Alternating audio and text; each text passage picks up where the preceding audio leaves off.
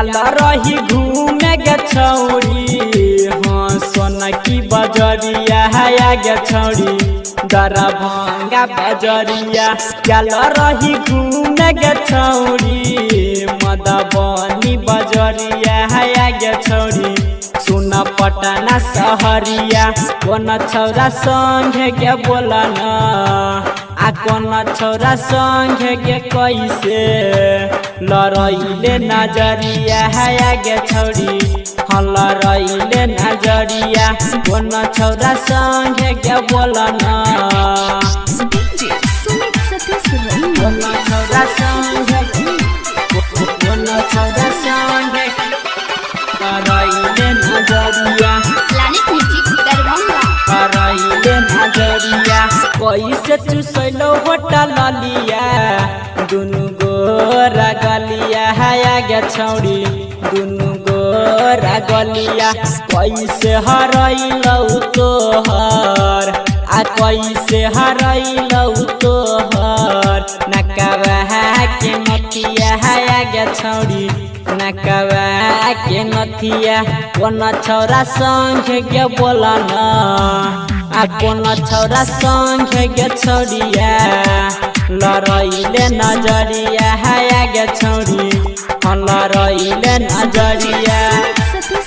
कौन छौरा संगे कौन छौरा संगे लड़ैले नजरिया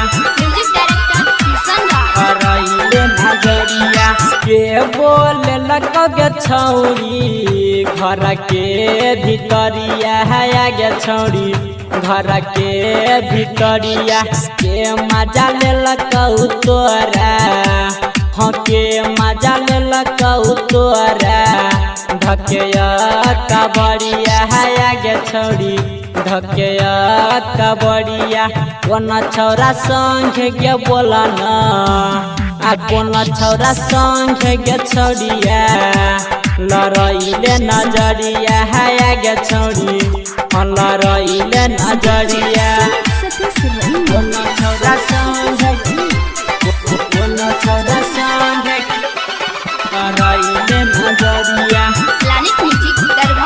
लड़ैले नजरिया रंजित की सन संगे हिलैले कमरिया है गे छौरी हंसटैले बजरिया रमन जी यादव से कैसे हाँ रमन जी यादव से कैसे लड़ैले नजरिया है गे छौरी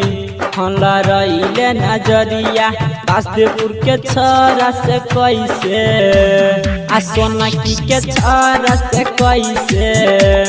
लड़ैले नजरिया है गे छौरी हाँ लड़ैले नजरिया।